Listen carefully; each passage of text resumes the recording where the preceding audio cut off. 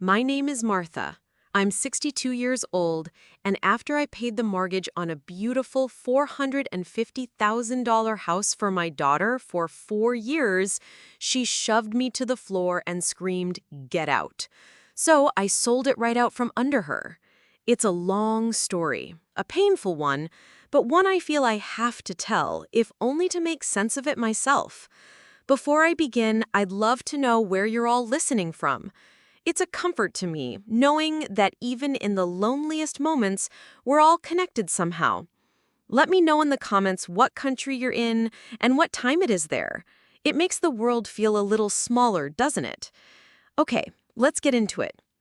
The rain had been a constant, unwelcome guest for 3 days straight, a relentless drumming against the aging shingles of my roof. It was the kind of miserable, bone-chilling drizzle that seeps into everything, making the world outside look as gray and weary as I often felt. Inside my small kitchen, however, I was fighting back the gloom with the warm, sweet scent of strawberry jam bubbling on the stove. It was Leo's favorite. The image of my 8-year-old grandson's face, sticky and beaming with joy, was my personal sunshine, a force powerful enough to push away any storm. My house, the one my late husband Robert and I had poured 40 years of love and labor into, was starting to feel tired. We had raised our daughter, Jennifer, within these 4 walls.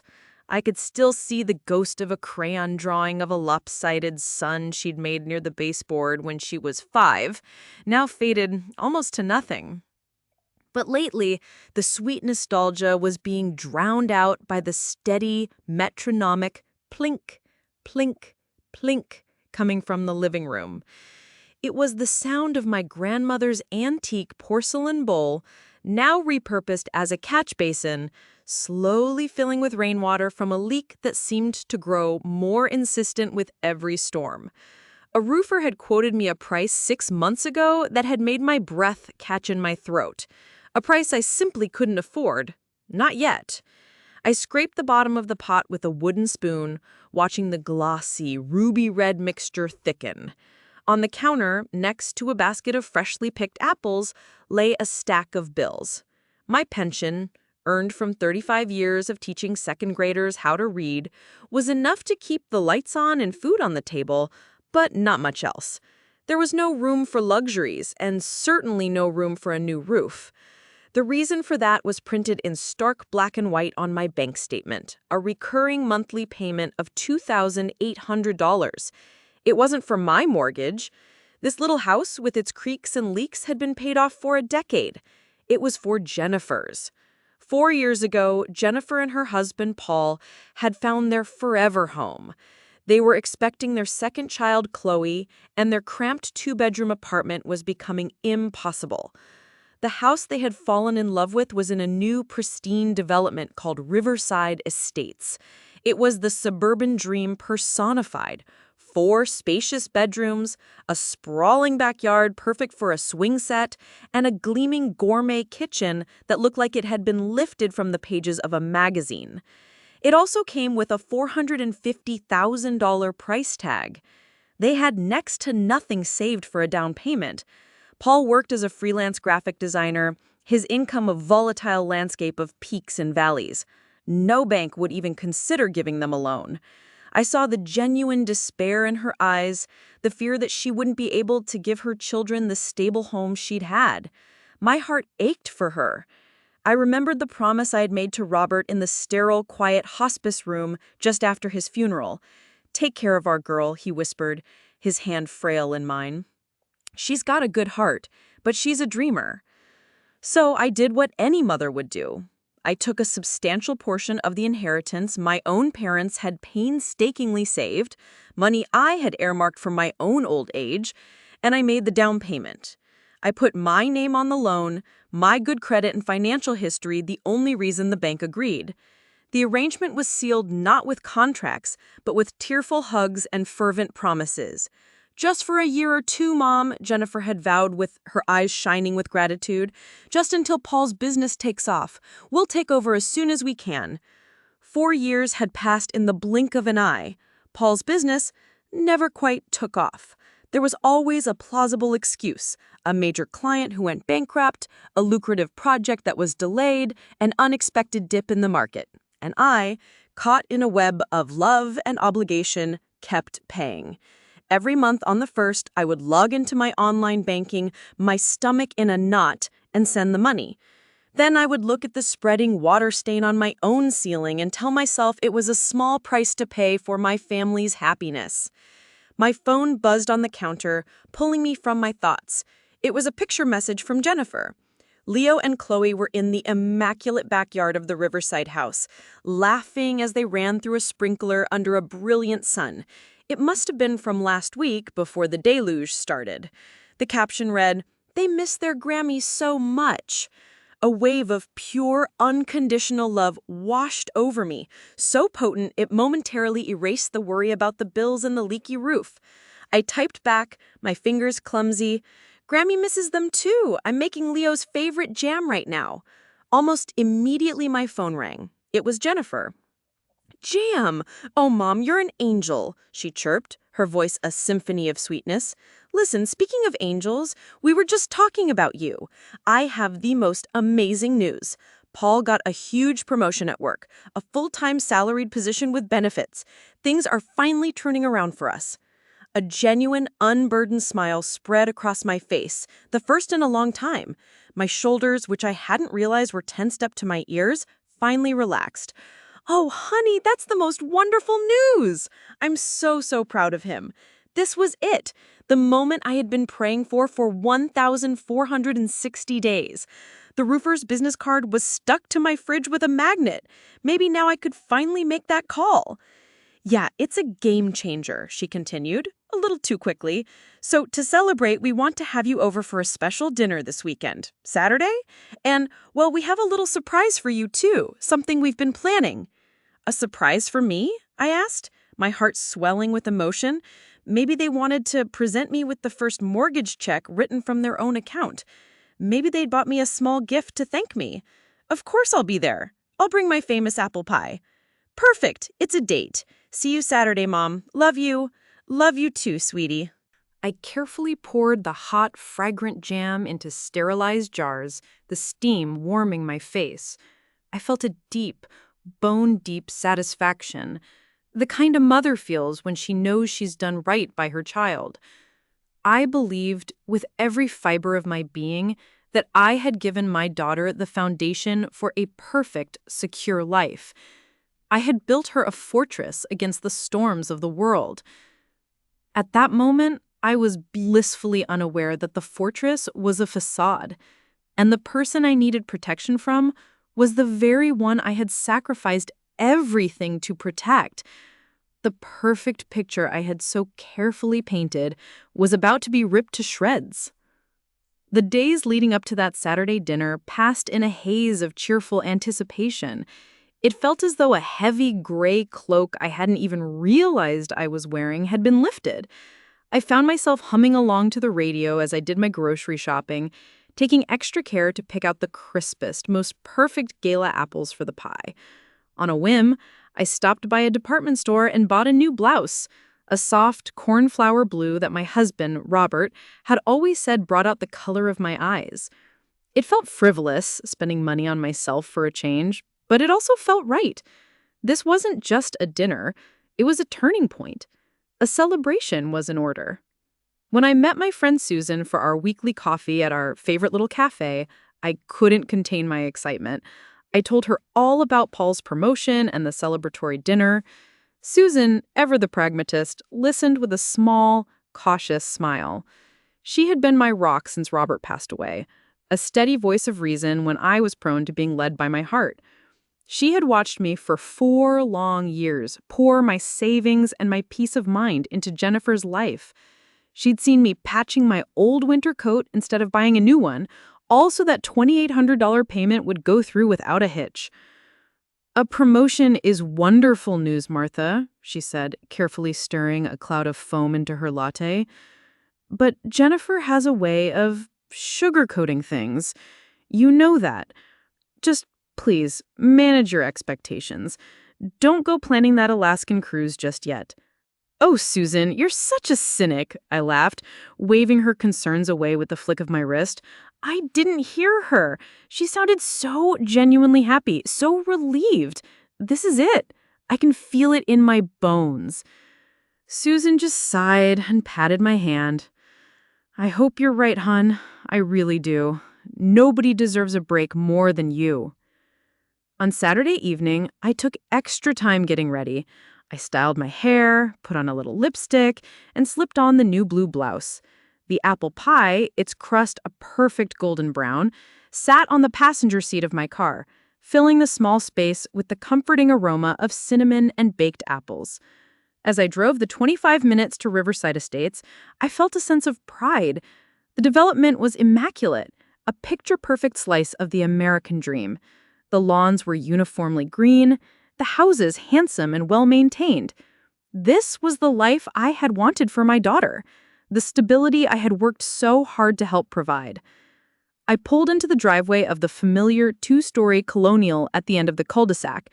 The house looked warm and inviting, lights glowing in the windows. As I walked up the stone pathway, the heavy pie dish in my hands, the front door flew open before I could even ring the bell. "Grammy!" Leo shouted, a small blonde cannonball launching himself into my arms. Chloe, my sweet 5-year-old granddaughter, was right behind him, wrapping her little arms around my legs in a fierce hug. "Oof, my sweet little ones," I chuckled, burying my face in Leo's hair, which smelled like sunshine and boyish mischief. "How are my favorite grandkids in the whole wide world?"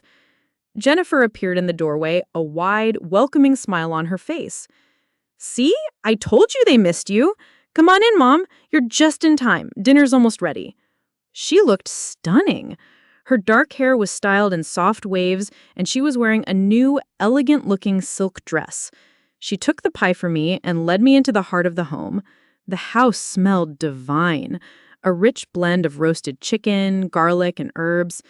Paul emerged from the kitchen, wiping his hands on a dish towel. He gave me a quick, slightly stiff hug. "Hey, Martha. Glad you could make it."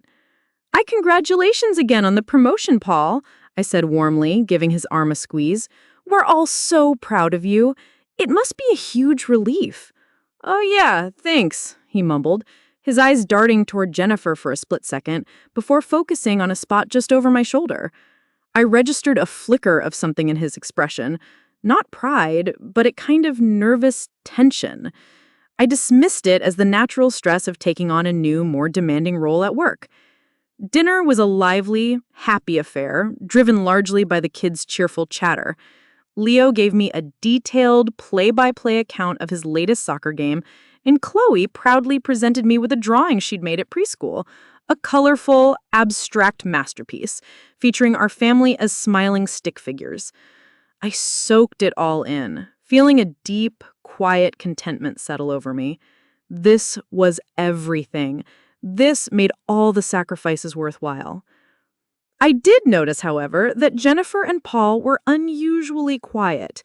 They exchanged long, meaningful glances over the kids' heads, a silent, coded conversation I wasn't privy to. The promotion was barely mentioned again after my initial congratulations. When I asked Paul what his new title was, he just shrugged and said, "It's more of a corporate restructuring, really. More responsibility, same old grind." It was a surprisingly vague and down-point answer for a man who was supposed to be celebrating a major career milestone. After dinner, once the last plate was cleared, Jennifer sent the kids into the living room with a bowl of popcorn to watch a movie. "Okay, Mom," she said, taking a deep breath as she sat down opposite me at the polished dining table. Paul sat beside her, his hands clasped so tightly in front of him that his knuckles were white. The cheerful, relaxed atmosphere had evaporated in an instant, replaced by a sudden, formal intensity. This was it. The surprise. "Mom," Jennifer began, her voice taking on a serious, almost rehearsed quality. "First, we just want to say again how incredibly grateful we are for everything you've done for us. Helping us with this house, it was a true lifesaver. We honestly couldn't have done it without you." "Of course, honey. I was happy to help. That's what family is for." Exactly, she said, nodding eagerly. A little too eagerly. And because we're family, we know you want what's best for us, for the kids. You've always wanted us to be independent and financially secure. More than anything, I agreed, a knot of confusion beginning to form in my stomach. This preamble felt off. She reached over and took Paul's hand, a gesture that seemed more for show than for comfort. Well, with Paul's promotion and everything, we've been doing a lot of serious financial planning. We met with an advisor and we're really trying to think about the future. The kids' college fund, our retirement, all of it. My heart beat a little faster. This was it. Susan was wrong. I was right. They were going to tell me they were ready to take over the payments. And, she continued, her eyes fixed on mine with an unnerving intensity, the biggest obstacle to our long-term financial security, the one thing that's really holding us back from getting ahead, is this complicated ownership situation with the house. The warm glow in my chest flickered and died, extinguished as if by a sudden, icy wind. Complicated? I repeated, the word tasting like ash in my mouth. What do you mean, complicated? I stared at my daughter, the word complicated echoing in the sudden, ringing silence of the room. The lingering aroma of roasted chicken and apple pie, so comforting just moments before, now seemed cloying and artificial. Complicated? I repeated, my voice barely a whisper. I don't understand, Jennifer. It's very simple. My name is on the loan. Exactly, she said, seizing the word with a triumphant air that made my blood run cold. Your name. That's the problem. It's messy for legal and financial purposes. We need the title to be clean, in our names, only our names. The cold knot of confusion in my stomach tightened into a dense, heavy block of ice. I looked at Paul, hoping for some kind of clarification, some sign that this was a terrible misunderstanding. He was staring intently at the intricate pattern of the Persian rug, his jaw working silently. He refused to meet my eyes. In your names? I asked, the words feeling foreign and absurd on my tongue. You want me to just sign the house over to you? Well, yes, Jennifer said, her tone bright and breezy, as if she were suggesting something as inconsequential as changing the color of the guest room curtains. It just makes the most sense for everyone. Think about it, Mom.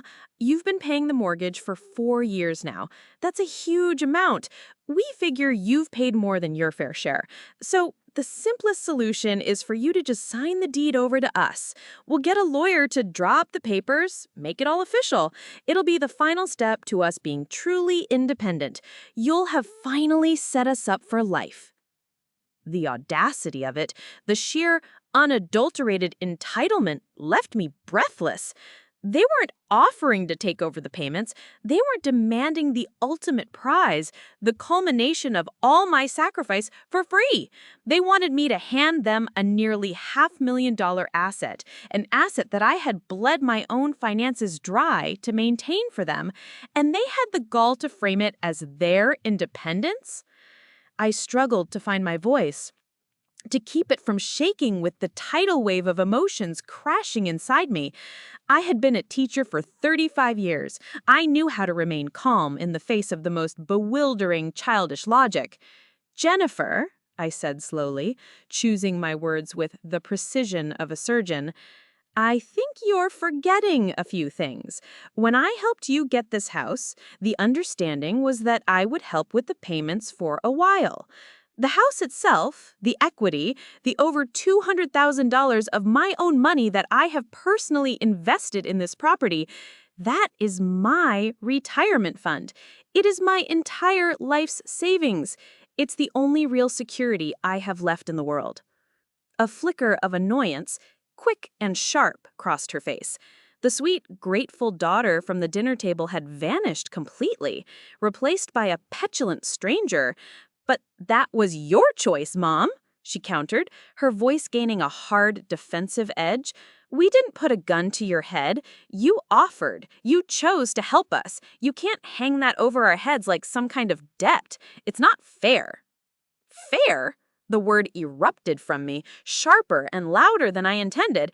"You want to talk about fair? Let me tell you what doesn't feel fair, Jennifer. For 48 consecutive months, I have paid $2,800. That's over $134,000 in mortgage payments alone. Add to that the $80,000 down payment I made from the inheritance my parents left me, and we're talking about more than $214,000. My money sunk into your beautiful kitchen and your hardwood floors. Meanwhile, the roof on my house, the house that your father and I worked our entire lives for, is leaking into a bucket in the middle of my living room floor. I haven't been on a real vacation since your father's funeral 5 years ago. I've been putting my entire life, my own needs, my own future on hold for you, for this family." For the first time, Paul looked up and spoke, his voice low and placating. "We know you've sacrificed, Martha. We really do appreciate it. Do you, Paul?" I turned my gaze on him, and for once he couldn't look away. "Does appreciation look like sitting there silently while your wife demands I sign away my only financial security? What happens to me in this scenario you've concocted? When I'm 75 and I can't live on my own anymore and I need money for an assisted living facility, what am I supposed to do? Sell my jam at a farmer's market? Or were you planning on letting me move in here and sleep on the couch?" Jennifer let out a short, ugly laugh, a sound completely devoid of humor. "Oh my God, don't be so dramatic. You're 62, not 90. You're perfectly healthy. We're talking about our future right now. We need this now. My friend Sarah's parents just gave her the title to their beach house in Florida. No strings attached. That's what parents who really love their kids do. They set them up for success. They don't hold them back." The comparison, the casual cruelty of it felt like a physical slap. "I am not Sarah's parents, and this is not a vacation house," I said, my voice trembling with a mixture of righteous anger and profound disbelief. "It is my investment in your future, yes, but it is also my investment in my own. I cannot and I will not just give it to you." "So that's your final answer? You're saying no?" Jennifer stood up abruptly, her chair scraping loudly against the floor. Her face was flushed a deep, angry red, her jaw clenched. "After all this time, after letting us build a life here, letting our kids think of this as their home, you're just going to pull the rug out from under us?" "I am not pulling any rug," I said, my desperation growing. "It is your home to live in. That has never been the question. But the ownership, the deed? Jennifer, that's everything I have left. Your father and I worked our whole lives for that security. I used it to help you, but I can't set myself on fire to keep you warm. I can't give it away." She began to pace the length of the dining room, her movements sharp and agitated, like a caged animal. "This is because of Paul's promotion, isn't it? You hear we finally have a little good news, and suddenly you want to tighten the leash? You can't stand to see us get ahead on our own?" The accusation was so twisted, so far from the truth that it left me speechless. The beautiful dream house suddenly felt like a courtroom, and I was on trial for the crime of being a responsible adult. The air was thick with resentment and greed. The trap had been sprung, and I was just realizing that I was the one who was caught in it. The silence that followed Jennifer's venomous accusation was thick and suffocating. From the living room, I could faintly hear the cheerful, nonsensical dialogue of the animated movie the children were watching, a surreal and jarring soundtrack to the ugly disintegration of our family. Paul was a statue at the table, his face pale and slick with a fine sheen of sweat. He looked like a man who had willingly boarded a train, knowing it was headed for a cliff, and was now simply waiting for the inevitable impact. "We need it," Jennifer repeated, her voice dropping to a low, menacing growl that sent a shiver down my spine. She stopped her pacing and leaned forward, her palms flat on the polished surface of the dining table. "You don't get it, Mom. This isn't a negotiation. This is how it has to be. We've already made plans." "Plans?" I asked, my voice hollow. "Yes, plans," she snapped. "Paul's promotion is just the start. He has an idea for his own business, a real company, not just freelancing. We were going to refinance the house, take out a home equity loan to get the startup capital. But we can't do any of that with your name on the title. You are the only thing standing in our way." The final piece of the puzzle clicked into place with a sickening thud. The promotion, the celebratory dinner, the talk of financial planning, it was all a meticulously constructed lie, a bait and switch of the highest, most personal order. They didn't want to take over the payments, they wanted to drain the asset I had funded, to leverage my life savings for their own risky venture, without a single thought for my welfare. I felt a profound weariness settle deep into my bones. The fight went out of me, replaced by a deep, chilling hurt. "I think I've said all I have to say," I managed, my voice feeling thin and reedy. "It's getting late. I should go."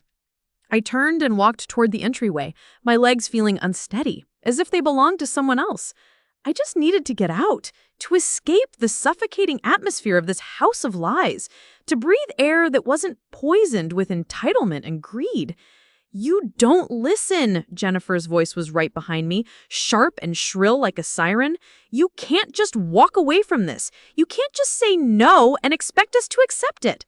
I turned back to face her, my hand on the doorknob. "I already have, Jennifer. The discussion is over."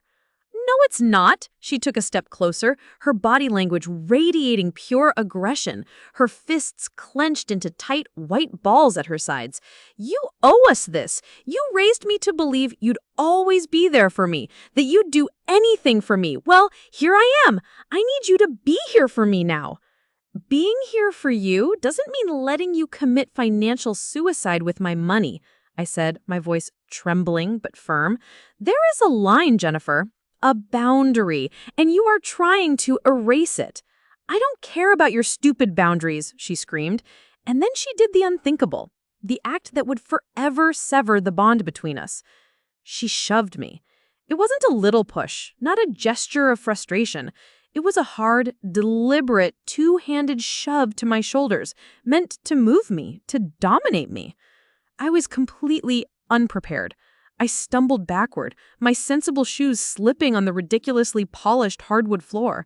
I flailed my arms, a desperate, undignified scramble to regain my balance, but it was useless. I crashed sidewise into the corner of the heavy oak entryway table. A sharp, searing pain shot through my hip. A small, elegant decorative lamp on the table, a housewarming gift I had given them, wobbled precariously and then crashed to the floor, the delicate porcelain base shattering into a dozen pieces. "Jennifer!" Paul finally yelled, his voice a strangled cry. He jumped up from his chair, his paralysis broken. But I barely heard him. I was staring at my daughter in utter, horrified disbelief. She hadn't even flinched. Her face was a mask of cold, reptilian fury. There was no shock or remorse, only the terrifying emptiness of a person who had crossed a point of no return. "Now you'll listen," she hissed, advancing on me again as I struggled to right myself. "This is our house." "It's my name on the deed," I managed to gasp, the words catching in my throat. "Then we'll get your name off it," she shrieked, and her voice reached a fever pitch, and she shoved me again, harder, this time viciously. My feet went out from under me completely. My body twisted in a clumsy, helpless arc. There was a sickening, hollow thud as the back of my head connected with the unyielding hardwood floor. For a split second, the world went white with a silent, blinding flash of pain. Black spots danced in front of my eyes. I lay there, stunned, the air knocked out of my lungs, the smell of lemon polish and my own fear filling my nostrils. I tentatively brought a hand up to the back of my head, and when I pulled it away, my fingers were wet and sticky. In the dim light of the entryway, I could see the dark smear of blood on my fingertips. Through a dizzying, nauseating haze, I saw Paul rush to my side. "Martha! Oh my God, Martha! Are you okay?" His face was a mess of panic and genuine fear. But I wasn't looking at Paul. My eyes were fixed on Jennifer. She stood over me, her chest heaving, not with remorse or shock, but with a chilling, triumphant rage. There was no, "Oh my God, what have I done?" in her expression. There was only the cold, hard glint of victory. "Now you'll listen," she said, her voice dripping with venom. "This is our house, my family's house. You have no place here anymore. Get out!" "Get out?" I whispered, the words a faint puff of air. I was on the floor of a house I was paying for, bleeding from a wound inflicted by my own child, the person I had given everything to, and she was telling me to get out? Paul was trying to help me up, his hands fluttering uselessly, his apologies a meaningless drone in my ears. But she meant it. I could see it in the terrifying emptiness of her eyes. The daughter I knew, the sweet girl I had raised, was gone. In her place stood the stranger, this monster forged from greed and entitlement. In that moment, lying on the floor, the physical pain in my head was a dull echo compared to the deafening shatter of my heart. It was a complete and total severance. The unconditional love of a mother had just met its one unbreakable condition. The line had been crossed, erased, and redrawn in my own blood. Paul finally managed to haul me to my feet. I swayed, the room tilting violently. He kept apologizing, his words just noise. Jennifer hadn't moved. She just watched me, her arms crossed over her chest, her expression daring me to challenge her again. I didn't say a word. I didn't cry. I just looked at her one last time, committing the face of this stranger to memory. Then I turned, fumbled for my purse on the floor, and walked out the front door into the cool, indifferent night air, leaving the broken lamp, the broken trust, and the broken pieces of my heart behind me on the floor. The drive home was a 25-minute journey through a surreal, watery landscape. The familiar streetlights of my town smeared into long, disjointed streaks through my tear-filled eyes, each one a painful starburst in the darkness. My head throbbed with a dull, persistent ache that seemed to be centered right behind my eyes, but it was a distant sensation, a physical footnote to the roaring emotional inferno that had consumed me. Every time I blinked, the afterimage of Jennifer's face was burned onto the back of my eyelids, her features contorted with a rage I didn't recognize, her eyes as cold and hard as river stones. "Get out!" The words echoed in the suffocating silence of my car, each repetition a fresh, twisting stab of betrayal. When I finally pulled into my own driveway, the crunch of the tires on the gravel seemed unnaturally loud. I couldn't bring myself to get out of the car. I just sat there, the engine ticking as it cooled, my hands gripping the steering wheel so tightly that my knuckles were white and aching. The house I'd just left, the one I had once thought of with such pride and love, now felt like a crime scene, tainted and hostile. My own little house, the one I'd returned to, felt like a mausoleum. It was a tomb for a life and a relationship that had just been violently murdered. After what felt like an eternity, I finally managed to drag my weary body inside. The first thing I did was go to the bathroom and flick on the harsh fluorescent light. The woman in the mirror was a stranger. Her hair was matted with drying blood at the back of her head. Her face was pale, her eyes red-rimmed and hollow, her new blue blouse wrinkled and askew. The 62-year-old woman staring back at me looked defeated, broken, and utterly, terrifyingly alone. I carefully cleaned the wound with a washcloth and antiseptic. It was a small cut, really, but it felt impossibly deep, as if it went straight through my skull and into my soul. Sleep was an impossibility.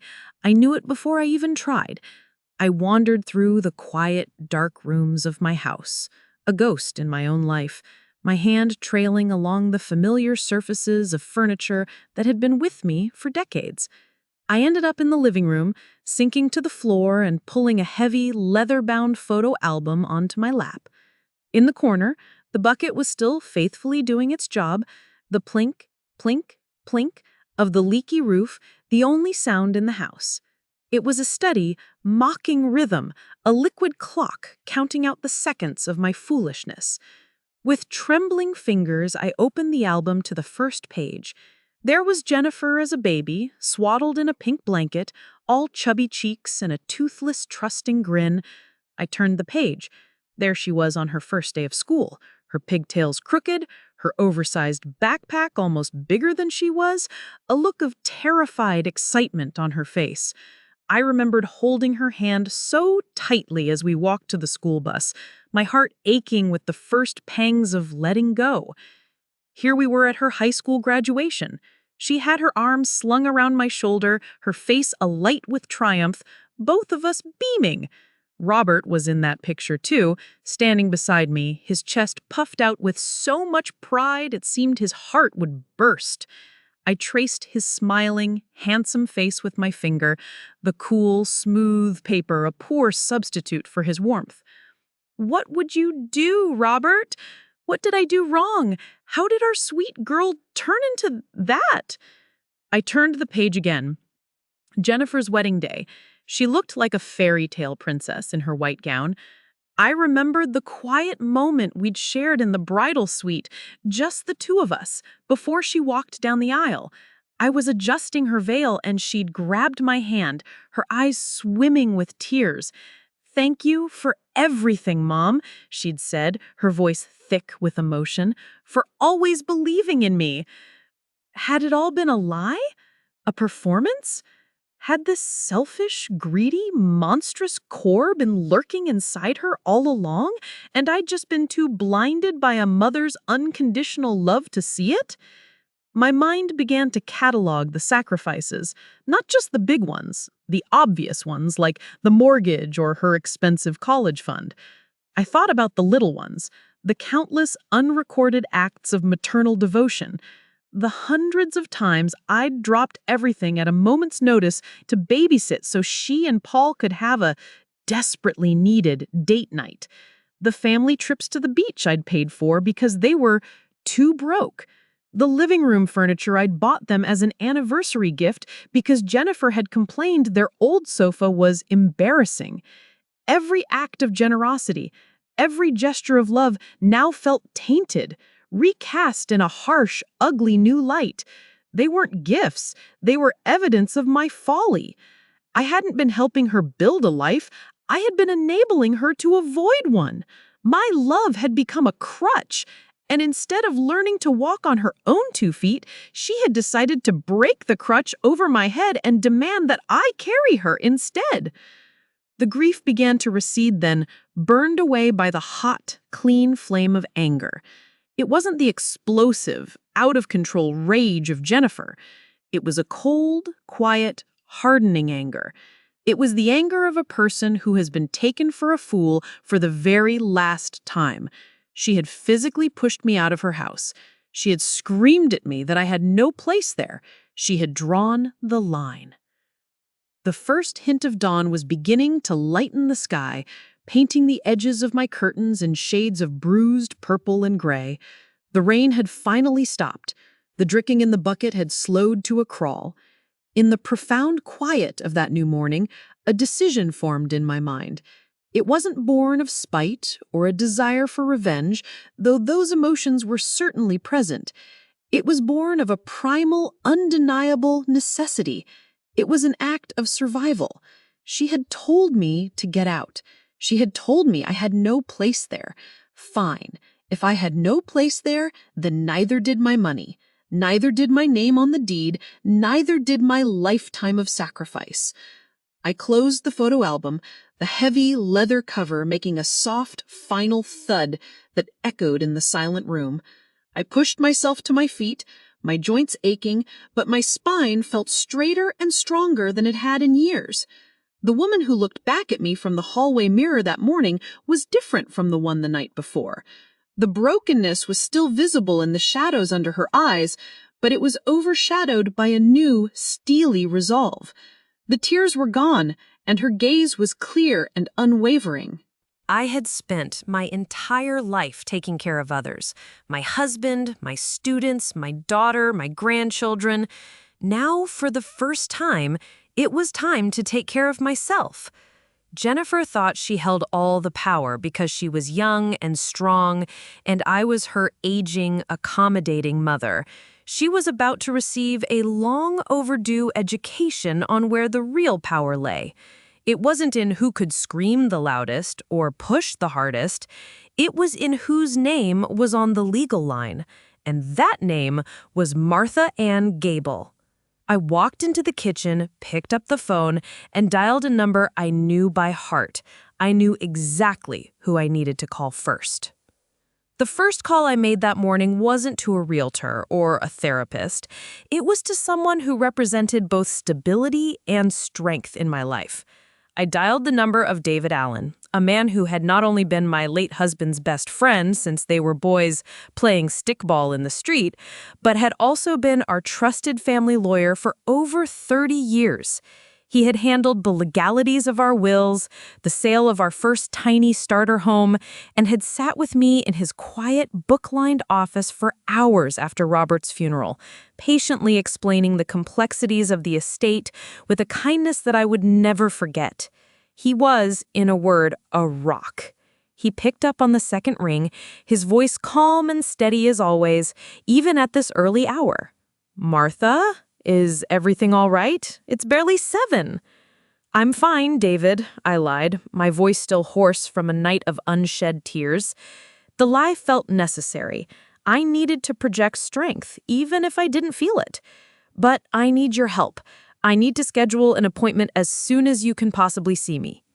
"Of course," he said, the concern in his tone immediate and genuine. He didn't press for details, for which I was grateful. "I have a cancellation at 10 this morning. Can you make it then?" "Thank you, David. I'll be there." My next call was to my oldest and dearest friend, Victoria. Vicky and I had navigated 40 years of life together, from PTA meetings to menopause, sharing countless pots of coffee and even more secrets. She was also, by a stroke of luck, one of the top real estate agents in the county. She was sharp, brutally honest, no nonsense, and fiercely loyal. "Vicky," I said, the moment she answered, her voice still thick with sleep, "I need some advice. It's about Jennifer's house." In a clipped, concise voice, I explained the situation, leaving out the most humiliating and painful detail of the physical assault, but focusing on their outrageous demand and my firm refusal. Vicky was silent for a long moment. I could hear the faint sound of her breathing on the other end of the line. When she finally spoke, her voice was dangerously quiet. "Martha," she said, each word a chip of ice. "That ungrateful, entitled little, you tell me what you need. You want to sell it? I will have a for sale sign hammered into that perfectly manicured lawn by sunset today." A small, watery smile touched my lips, the first in what felt like a lifetime. Her immediate, unwavering support was a balm to my wounded soul. "Not just yet," I said. "I'm meeting with David Allen this morning. I need to make sure I'm doing everything by the book, legally unassailable. But I might need you to, unofficially, run some comps for me. I need to know exactly what that house is worth in today's market. And Vicky, I need you to be the soul of discretion." "Consider it done," she said firmly. "You call me the second you're out of David's office. We'll get you through this. You are not alone." Hanging up the phone, I felt a sliver of control, a tiny island in the turbulent sea of my emotions. I wasn't just a victim reacting to a trauma anymore.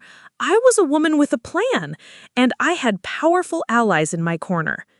At 10 o'clock sharp, I was sitting across from David in his comfortable leather office chair, a cup of hot tea he'd insisted on making for me cradled in my hands. In the safety of that quiet room, the whole sordid story came pouring out of me. This time, I held nothing back. I told him about the years of payments, the carefully orchestrated dinner, the shocking demand for the deed, and finally, my voice cracking and my composure shattering, I told him how Jennifer had shoved me to the floor and screamed at me to get out while I was bleeding. David's face, usually so placid and professional, hardened into a mask of cold, controlled anger. He took off his glasses and rubbed the bridge of his nose, a gesture I knew meant he was deeply disturbed. In all my years of practicing law, Martha, he said slowly, his voice laced with disbelief, I have rarely heard something so monstrous, so profoundly unnatural.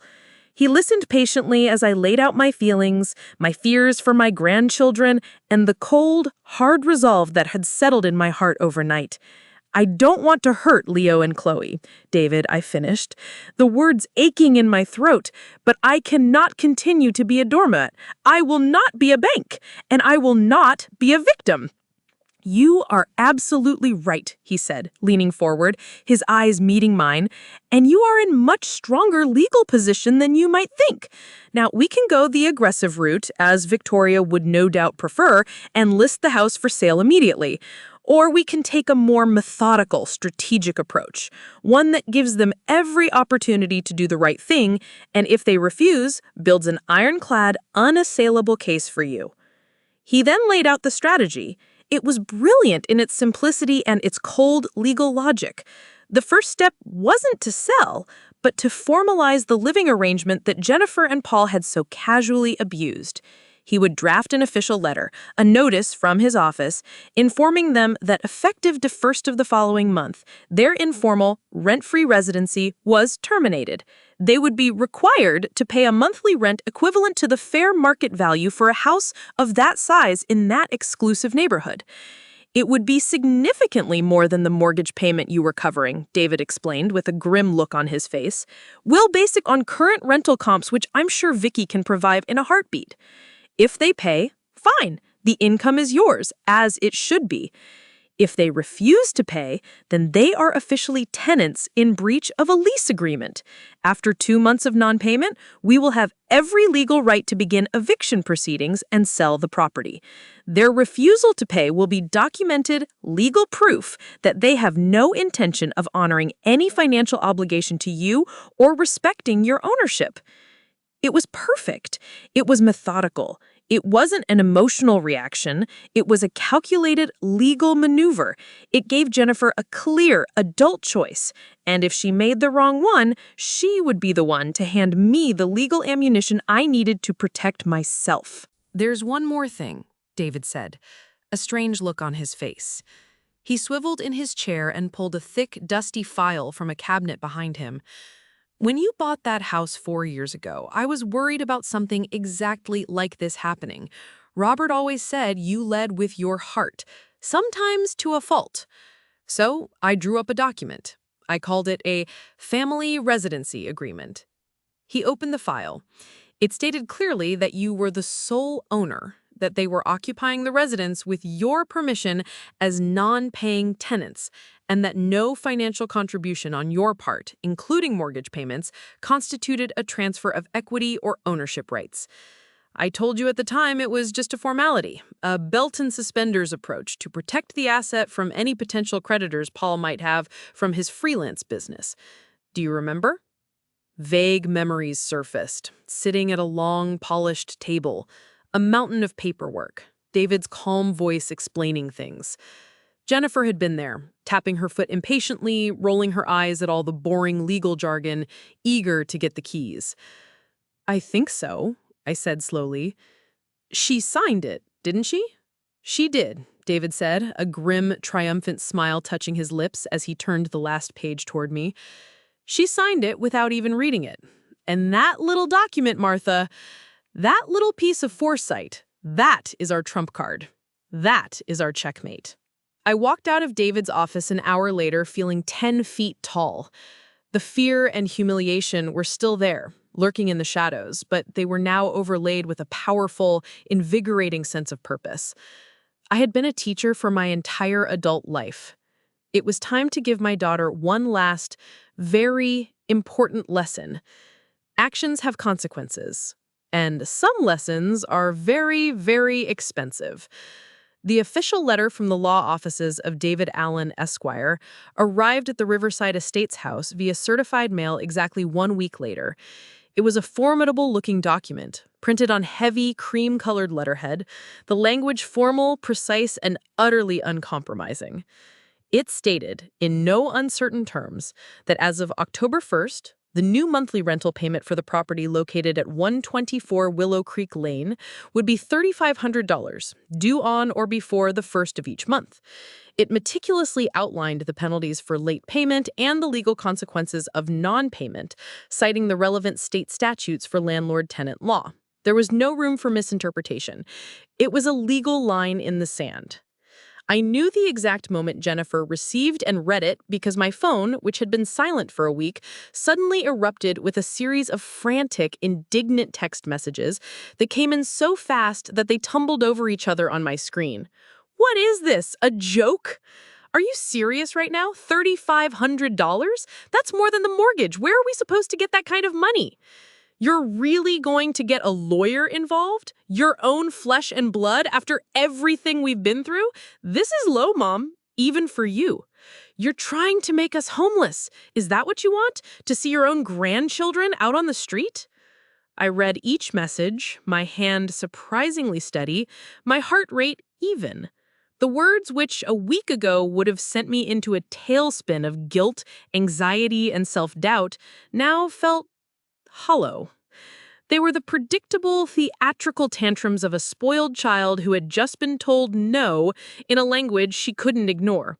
I placed the phone face down on the counter and continued watering my plants. I did not reply. A few hours later, the phone rang. It was Paul. His tone was the polar opposite of Jennifer's texts. Conciliatory, reasonable, the classic good cop to her bad cop. It was a routine I had seen them perform 100 times. Martha, listen, she's obviously overreacting. We were all a little heated the other night. This lawyer letter, it just threw her for a loop. It feels so aggressive. Can't we just talk about this, the three of us, without the legal threats? There is nothing to talk about, Paul, I said, my voice calm and cool. I was proud of how steady I sounded, how devoid of the emotional turmoil that was still churning just beneath the surface. The letter is not a threat, it is a statement of fact. You are living in my property. The informal and, frankly, unsustainable arrangement has ended. The new terms are on the paper in front of you. But Martha, we can't afford that, he pleaded, a note of desperation creeping into his voice. You know my salary hasn't been consistent. This is impossible. You're setting us up to fail. Then I suggest you and Jennifer begin looking for a living situation that is not impossible for you to afford. You have until the 1st of the month to make your decision. If the payment is not received by the 5th, the consequences are clearly outlined in the letter David sent. Goodbye, Paul. I hung up the phone before he could respond, cutting off his next line of practiced pleading. For the rest of the month, a tense, stretching silence descended. No more angry texts, no more wheedling phone calls. A small, foolish part of me, the ever-hopeful mother that refused to die, wondered if they were actually trying to pull the money together. Maybe this was the harsh wake-up call they needed. Maybe they would finally step up and take responsibility, and our relationship, though deeply damaged, could slowly, painstakingly be repaired. My hopes were unceremoniously dashed on October 2nd. There was no check in my mailbox. There was no notification of a wire transfer to my bank account. There was only a profound and telling silence. On October 5th, as per our plan, another letter from David's office went out. This one a formal, even more intimidating notice of failure to pay rent and demand for payment. On October 10th, I received a single, chilling text message from Jennifer. It wasn't an apology, an explanation, or a promise to pay. It was a photo. In it, she and Paul and the kids were at a local fall festival, all of them smiling brightly for the camera, their faces sticky with cotton candy, a giant pumpkin sitting at their feet. The caption read, "Enjoying a beautiful family day. Some things are just more important than money." The audacity of it, the sheer calculated cruelty, was breathtaking. It was a deliberate public jab. She wasn't just ignoring her legal and moral responsibility, she was mocking me for holding her to it. She was actively crafting a narrative for her friends and our extended family, painting me as the villain, the cold-hearted, money-grubbing mother who cared more about dollars than her own family's happiness. She posted the same photo on her social media page, and I saw a comment from a mutual acquaintance pop up. "Such a beautiful family! You guys are so blessed!" It was then that I truly, finally understood the depths of her delusion. She thought this was a game of emotional chicken, and she was absolutely convinced that I would be the one to swerve. She was so certain of my unconditional love, so accustomed to my endless sacrifices, that she simply could not fathom a world in which I would follow through on my threats. She thought my love was a weakness, a button she could push forever to get what she wanted.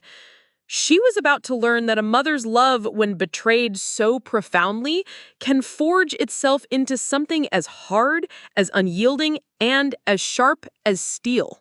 I picked up the phone and called Victoria. "Vicky," I said, my voice steady and clear. "The unofficial is now official. I want you to prepare the listing." "I've already got the paperwork drawn up and waiting, hun," she said, her voice grimly satisfied.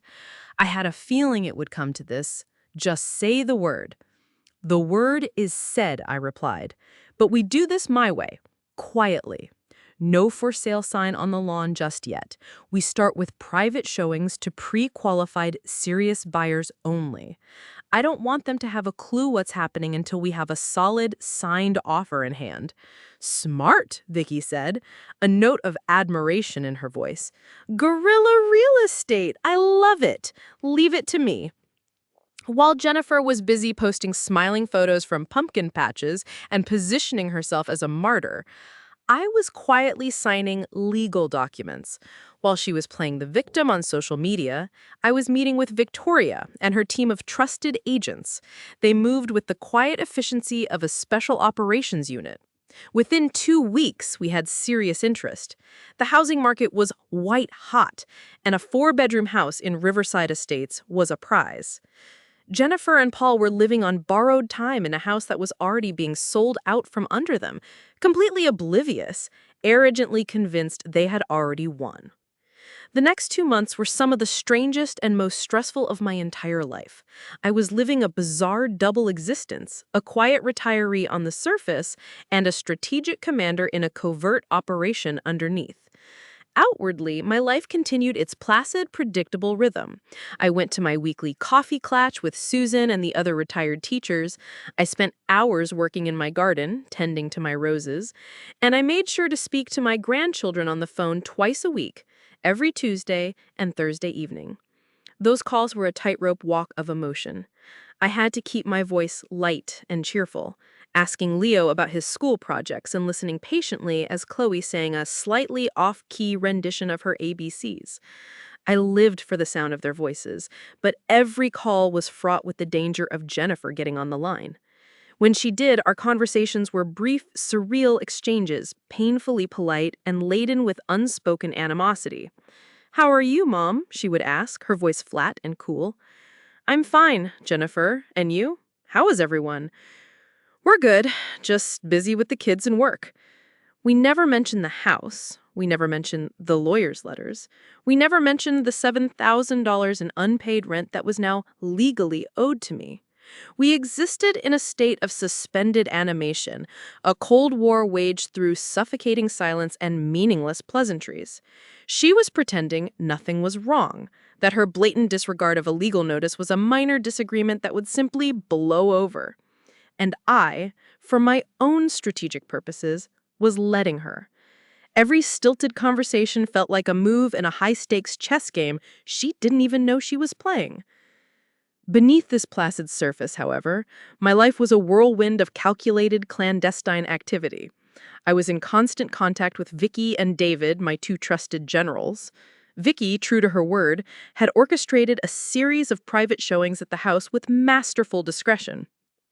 She always scheduled them midday on weekdays when Jennifer and Paul were out and the kids were at school or daycare.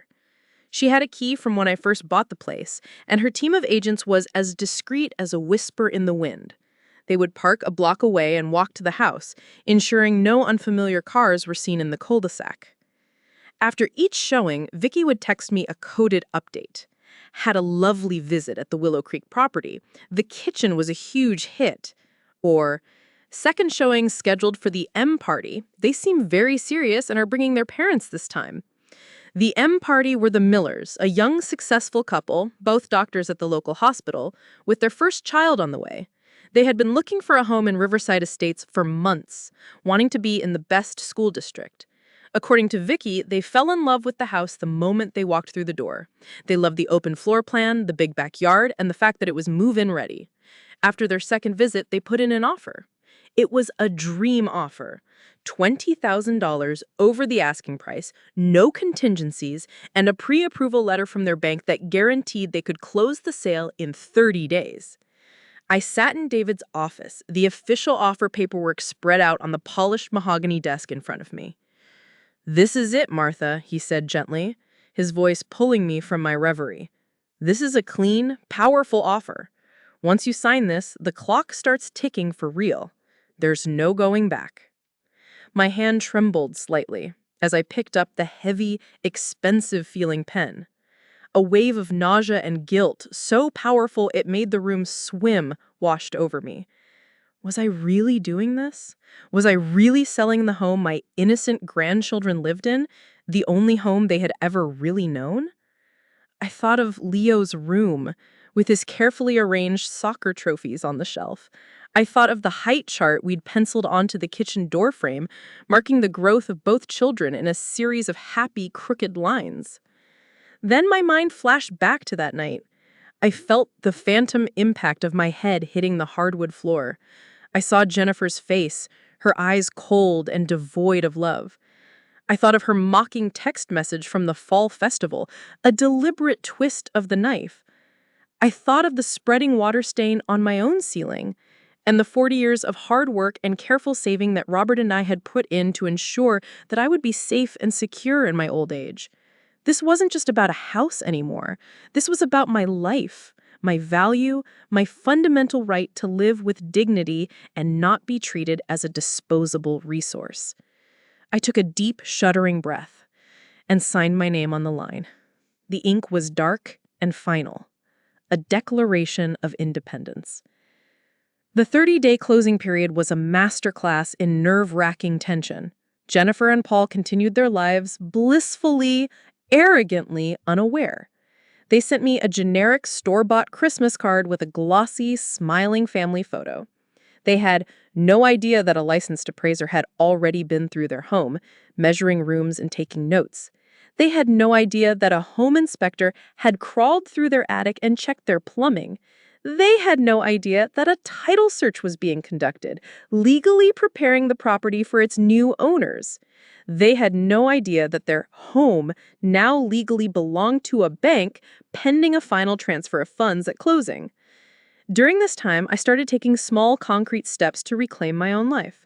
I called Mr. Henderson, the kind elderly roofer, and told him I wanted to accept his bid. "It's a big job, Mrs. Gable," he said, his voice warm and professional, "but we can make her good as new." Just hearing those words, just taking that decisive step, felt like a profound act of self-care and defiance. David advised me on the final, critical steps. The sale was set to officially close on January 15th. Once the funds were transferred and the deed was recorded with the county, the Millers would be the undisputed legal owners. We would then hire a professional process server to serve Jennifer and Paul with a formal notice to quit, a legal document giving them 30 days to vacate the premises as required by state law. The day before the closing, I got an unexpected call from Eleanor, Paul's mother. She was a woman I'd always had a civil, if distant, relationship with, but her voice on the phone was laced with a false, syrupy sweetness that set my teeth on edge. "Martha, dear," she began, "I was just talking to Jennifer. She mentioned you two had a bit of a silly tiff a few months back over finances. I do hope you're not still holding a grudge. She's just so worried about making ends meet, with her being a stay-at-home mom and all. I closed my eyes, pinching the bridge of my nose. They were trying a new tactic, sending in the reinforcements to play on my sympathy, to guilt me into submission. Eleanor, I said, my voice flat and devoid of warmth, this is a matter between my daughter and me, and her husband. Well, of course, dear, but he's my son. I just hate to see them so stressed. You know, a parent's job is to lift their children's burdens, not add to them. The hypocrisy was so stunning, it was almost comical, but I didn't argue. I didn't defend myself. I just said, "Thank you for your concern, Eleanor. I have to go now." The next day, January 15th, at precisely 3:15 p.m., I got the call from David. "It's done," he said, his voice calm and professional, but with an undercurrent of satisfaction. "The sale is recorded, the funds are in escrow and will be transferred to your account by the end of the business day. The house at 124 Willow Creek Lane is no longer yours." A wave of something I couldn't quite name, a dizzying cocktail of relief, grief, terror, and exhilarating freedom washed over me. It was done. The legal trap, which they had so arrogantly and foolishly walked into, had been sprung. Now all that was left was the fallout. The notice to quit was delivered by a professional process server 2 days after the sale closed. It was a cold, gray Friday afternoon, the kind that makes you want to stay inside with a cup of tea. I had specifically requested that the server deliver the notice at 3:30 p.m., knowing that Jennifer would be home with Chloe, having just picked Leo up from school. I wanted her to be the one to receive it. I wanted her to be the one to open the envelope and see her world fall apart. My phone, which had been sitting silently on my kitchen counter, started ringing at precisely 3:37 p.m. The caller ID flashed Jennifer. I watched it ring, my heart pounding a steady, heavy rhythm in my chest, and let it go to voicemail. A second later, it rang again. Paul. I let that go, too. The calls kept coming, one after another, frantic and overlapping, a digital fusillade of panic. Then came the texts, a chaotic, desperate waterfall of disbelief, rage, and dawning horror. "What have you done? Some guy in a uniform just served us papers. This is a sick joke. Call me back." "Mom, you have to call me right now. It says the house was sold. The Millers? Who the hell are the Millers? You sold our home? Our children's home? How could you do this to your own grandchildren? I'm calling a lawyer. You can't do this to us. This is illegal. You'll be hearing from us." I read them all, my hand surprisingly steady. I felt a strange, clinical detachment, like a doctor observing a patient's reaction to a potent but necessary medicine. After about an hour of this relentless digital assault, the calls and texts abruptly stopped. I knew what was happening. The initial shock was wearing off, and the cold, terrifying reality was beginning to seep in. They were realizing this wasn't a joke, not a threat, but a completed action. They were starting to understand the magnitude of what had happened. The next morning, a Saturday, they showed up at my house. I was in my kitchen, calmly drinking a cup of coffee and looking at roofing brochures, when their minivan screeched to a halt in my driveway, tires crunching loudly on the gravel. I saw them through the window, Jennifer, Paul, and, to my surprise, Paul's mother, Eleanor, who was sitting grimly in the back seat. They piled out of the car and marched up my walkway like an invading army, their faces a mixture of fury and desperation. The final confrontation was here, and this time it was on my turf, by my rules. I took a deep, steadying breath, walked to my front door, and opened it before they could even knock. I stood in the doorway, my body physically blocking their entrance. I would not let them inside my home, my sanctuary. "What do you want?" I asked, my voice even and calm. Jennifer's face was blotchy and swollen from a night of crying, but her eyes were burning with a familiar, hateful fire. "What do we want?" she shrieked, her voice cracking with hysteria. "We want our home back! How could you do this to us? How could you throw your own family on the street?" Eleanor, ever the matriarch, stepped forward, putting a hand on Jennifer's arm, though it was more a gesture of solidarity than restraint. "Martha, this has gone entirely too far. You have made your point. Now you need to undo this. Call these Miller people, tell them there's been a terrible mistake. This is a family matter, not some cold-hearted business deal." It stopped being a family matter the day my daughter physically assaulted me and screamed at me to get out of the house that I was paying for. I looked directly at Eleanor, letting her see the steel in my eyes. And it became a business deal the moment your son and his wife chose to ignore 2 months of legal notices regarding their financial obligations. You don't get to choose which rules you follow. Paul, who had been standing behind them looking utterly defeated, finally spoke, his voice pleading. "Martha, please, we made a terrible mistake. We were stupid. We should have talked to you. We'll pay. We'll start paying the rent. Whatever you want. We can fix this." "It's too late for that, Paul," I said, feeling a sliver of pity for his weakness, but no remorse for my actions. The time for that conversation was 3 months ago. The house is sold. It doesn't belong to me anymore. There is nothing to fix. "We'll sue you," Jennifer sobbed, her rage collapsing into a messy, desperate grief. And that was the moment, the final, beautiful, inevitable checkmate. "Actually," a calm, authoritative voice said from directly behind me, "I don't believe a judge would see it that way at all." David Allen, immaculate in a perfectly tailored gray suit, stepped into the doorway to stand beside me. I had called him the night before, anticipating this exact scenario. He held a handsome leather briefcase and looked as calm and unruffled as if he were about to discuss a minor traffic ticket. Jennifer, Paul, and Eleanor stared at him, momentarily stunned into silence by the unexpected appearance of a man in a suit. "Mr. and Mrs. Daniels," David said, his tone polite but carrying the unmistakable weight of legal authority, "and Mrs. Daniels, Sr., my name is David Allen. I am Mrs. Gable's legal counsel.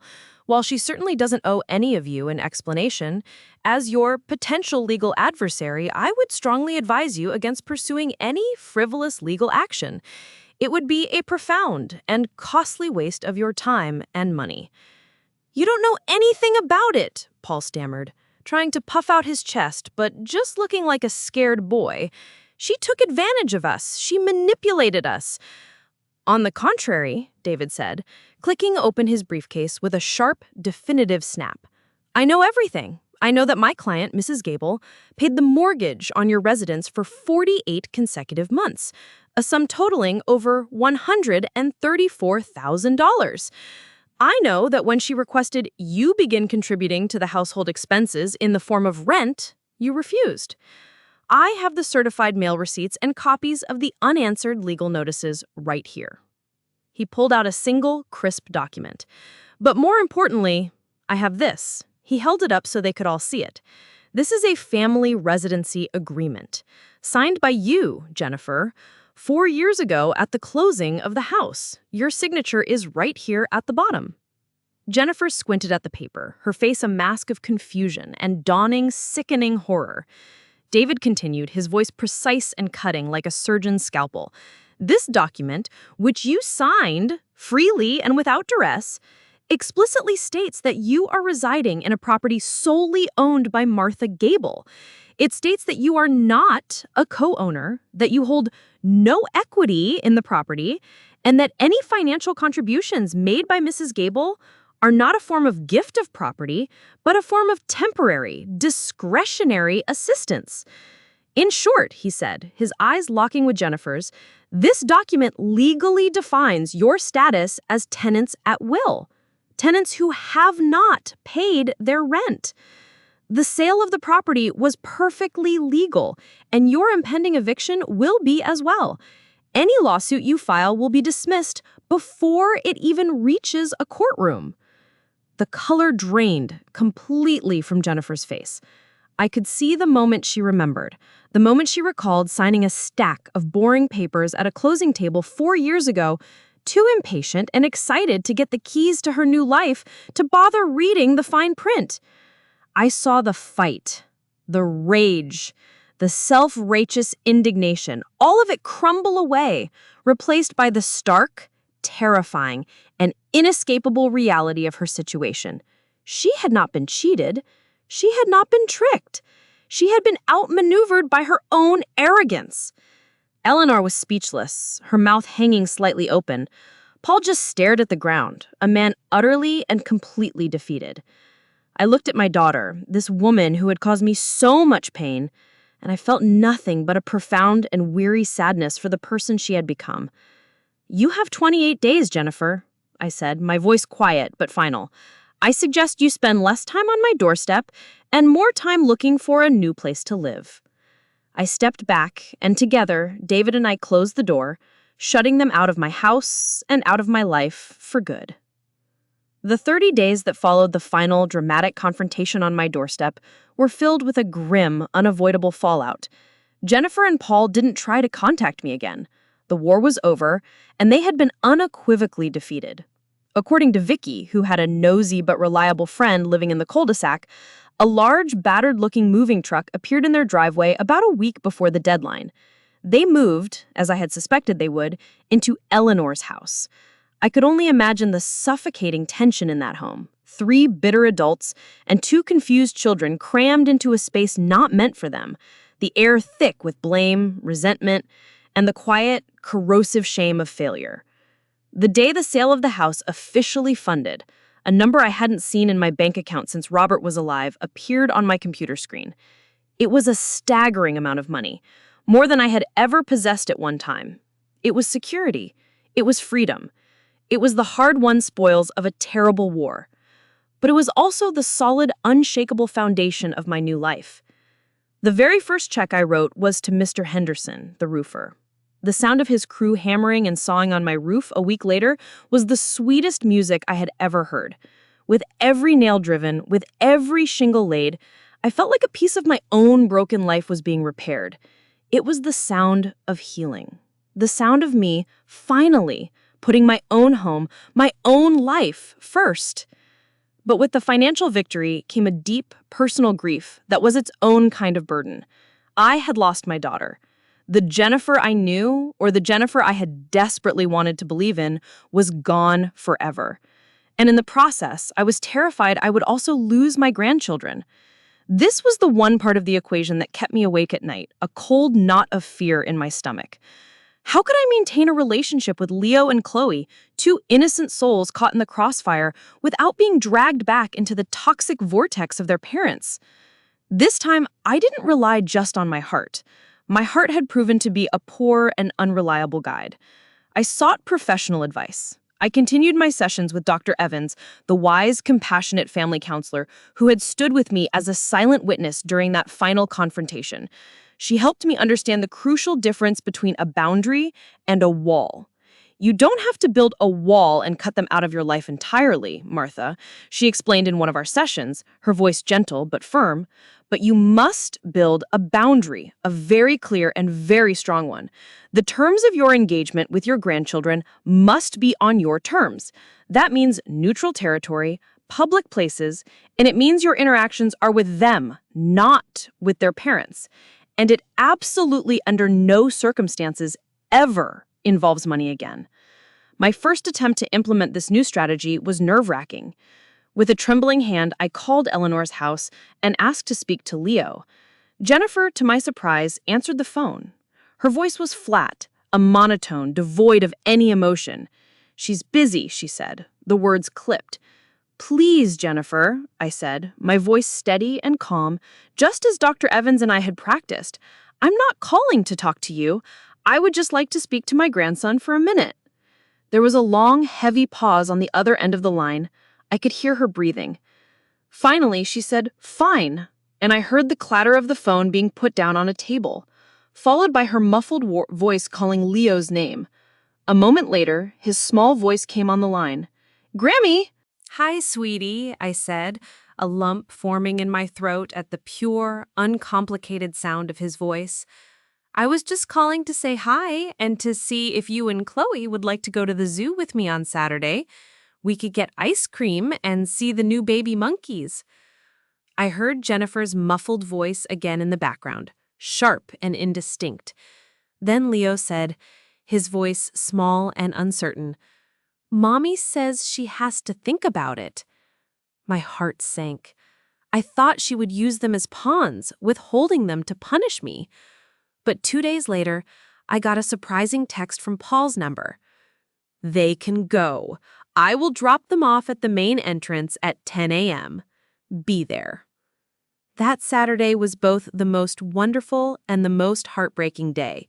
The kids were ecstatic to see me, running into my arms and hugging me so tightly I could barely breathe.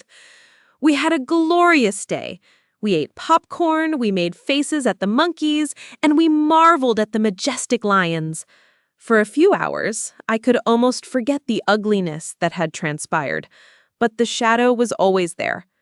While we were watching the penguins, Leo, with the unfiltered honesty of an 8-year-old, looked up at me and said, "Mommy is sad all the time at Grandma Eleanor's house. She cries a lot in her room. She said you took her house away." I knelt down on the concrete so I was at his eye level, my heart aching. "Leo," I said gently, choosing my words with immense care. "Sometimes grown-ups make choices that have very sad and difficult consequences. Your mommy and I have some things that we need to work out, and it might take a long time. But you need to know, no matter what, that my love for you and for your sister will never, ever change. You are the best part of my heart.